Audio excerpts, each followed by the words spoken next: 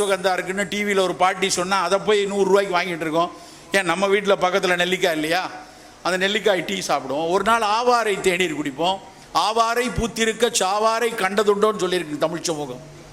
ஆவிரை கொன்றை நாவல் அலைகடல் முத்தம் கோஷ்டம் மேவிய மருதத்தோலும் விருதிட ரொக்க கொண்டு காவிரி நீரும் மற்றும் கடல் நீரும் மற்றும் தானேன்னு சித்தமருத்துவம் சொல்லுது. என்ன அர்த்தம்? ஆவாரையோடு சேர்ந்து ஒரு 7 பட்டை அந்த கஷாயத்தை குடித்தா யூரின் நல்ல இனிப்பாக போகக்கூடிய, இனிப்பு கலந்து போகக்கூடிய அந்த சர்க்கரை வியாதிக்கும், இல்லை சர்க்கரை வியாதியினால் சிறுநீரகம் பாதிக்கப்பட்டு வரக்கூடிய அந்த சிகேடி எப்படிமாங்க கிரானிக் கிட்னிஸ், ரெண்டுக்கும் ஆவார கஷாயம் நல்லது. இன்றைய ஆய்வுகள் உறுதிப்படுத்தியிருக்கு. எம்ஜிஆர் பல்கலைக்கழகத்திலையும் தேசிய சித்த மருத்துவ நிறுவனத்திலையும் ஆல் இண்டியா எல்லா நிறுவனங்களையும் இன்றைக்கி ஆராய்ந்து சொல்லியிருக்கேன். ஆவாரை வறண்ட பூமியில் இப்போ நீங்கள் போய் பார்த்தீங்கன்னா இந்த நிலப்பரப்பில் எங்கே பார்த்தாலும் ஆவாரை கிடைக்கும். கண்டிப்பாக நாம் கொஞ்சம் மெனக்கிடணும். நமக்கு